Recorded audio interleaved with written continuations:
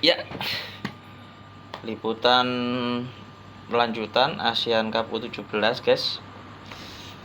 Ya, seperti yang sudah bisa diduga dan Macan perkirakan sebelumnya, tuan rumah yaitu Arab Saudi usia 17 melenggang ke final Piala Asia U17 yang diadakan di Arab Saudi alias sang tuan rumah. Akhirnya tuan rumah melaju ke final setelah menang lagi. Aduh, penalti lagi guys. Lawan kali ini yang kena korban adalah Korea Selatan. Yang uniknya sebelumnya juga lolos ke semifinal setelah menang adu penalti juga lawan Australia ya kalau nggak salah.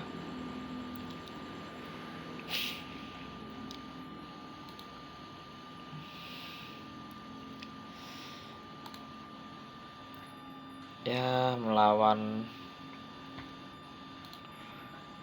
siapa namanya, Arab Saudi ini kayaknya seru ya guys. Kelihatan dari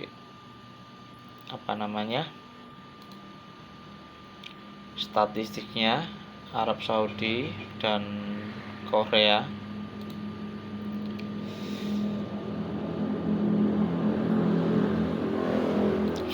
Setelah bermain imbang 1-1 sampai 90 menit, di mana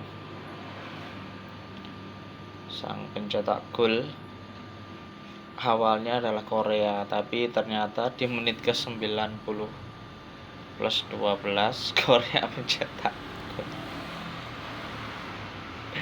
90 plus 12 guys.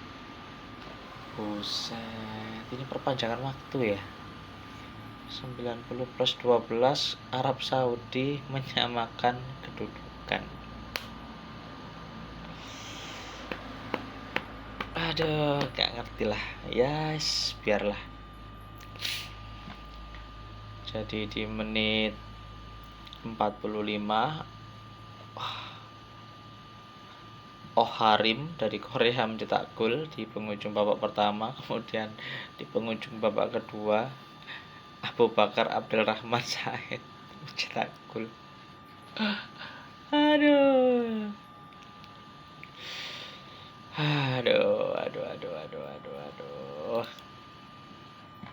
Kita lihat. Maksudnya jujur sih, maksudnya nggak lihat. Maksudnya tadi nggak lihat karena ya semenjak timnas kalah ya otomatis usia Piala Asia usia 17 ini jadi kurang seru lagi ya untuk dibahas karena bintang utamanya yaitu timnas usia 17 Indonesia gugur di tangan Korea Utara. Tapi kita lihat dampaknya dari tuan rumah ini ternyata masih bisa melaju setelah sebelumnya di grup mereka tampil kurang meyakinkan ya kalau mesin boleh bilang Arab Saudi ini. Sejak dari awal grup dia tampil kurang meyakinkan tapi akhirnya bisa sampai ke final guys. Luar biasa emang. Luar biasa. Secara ball possession mereka unggul meskipun tidak terlalu jauh beda dengan Korea Selatan ya. Unggul tipis lah 57 dibanding 42. Kemudian ya hampir sama lah. Seru seharusnya pertandingan ini seru. Dan sepertinya pemain-pemain Korea ini lebih sering serang dan banyak melakukan intercept. Dan untuk skor di tendangan penjuru Arab Saudi lebih unggul. Sementara dari segi umpan baik umpan pendek, umpan panjang, memang Arab Saudi unggul semuanya lah. Jadi pertandingan ini seharusnya memang kalau misalnya dilihat dari statistik harusnya menang Arab Saudi. Hanya saja gol penyelamat Arab Saudi dan ternyata mampu membuat Arab Saudi lolos terjadi di menit 90 plus 12. 23 shot berbanding 15 dari Saudi dan Korea. Terus tapi dari 23 ini yang on target cuma 5. Jadi kelihatan betul kan bagaimana Arab Saudi ini sangat-sangat sering sekali melakukan tembakan yang tidak terarah ke gawang, dengan 9 tembakan di luar kotak dan 14 di dalam kotak guys, tapi yang on target cuma 5. Luar biasa. Sementara Korea Selatan menendang lebih sedikit, 15 kali tendangan, 7 terarah ke dalam gawang, di tepis 3. Sementara di luar kotak penalti mereka menendang 5 kali dan di dalam kotak penalti 10 kali. Berarti seru ini, sebenarnya banyak peluang terjadi. Dilihat dari tackle kemenangan ini, tackle-nya lebih banyak dilakukan oleh pemain Korea, kemudian sapuan penyelamatan dilakukan oleh pemain Korea lebih banyak. Sementara pelanggaran berimbang 12 dan 13. Kartu kuningnya Arab Saudi mendapatkan 2 kartu kuning, yaitu Abdul Hadi Matari dan Saed Aldosari. Sementara kartu kuning di Korea Selatan didapatkan oleh Jung Hee-jung,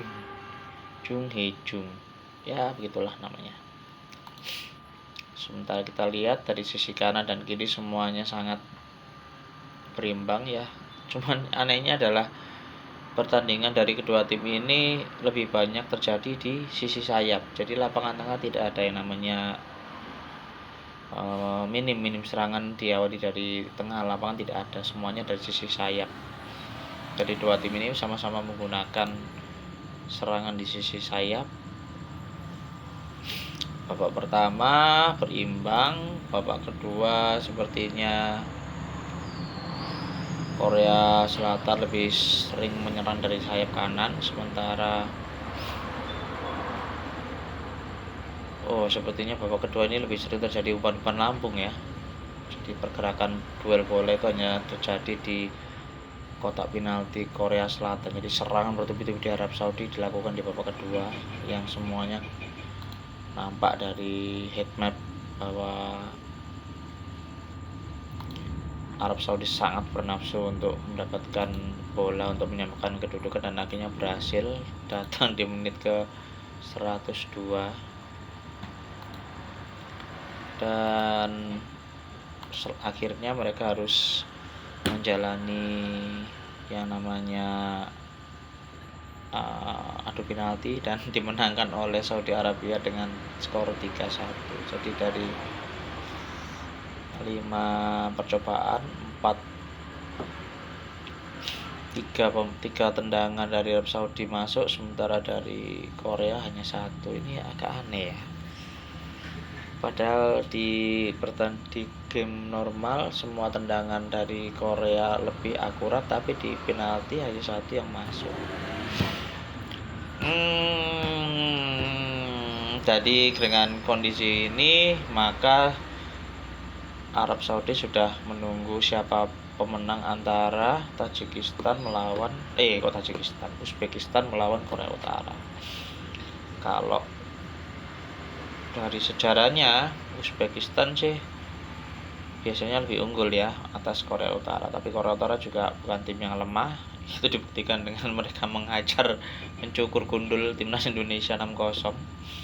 Tapi kalau dilihat Uzbekistan memang kualitasnya memang bagus ya, baik. Jadi dua tim ini memiliki kesamaan tipe ya, petarung militan dan kuat. Jadi akan seru nanti pastinya. Sementara untuk pertandingan sebelumnya di Saudi Arabia dan Korea Selatan, dua-duanya bermain dengan teknik dan juga sedikit drama-drama mungkin ya, sehingga ya kita tahu sendirilah.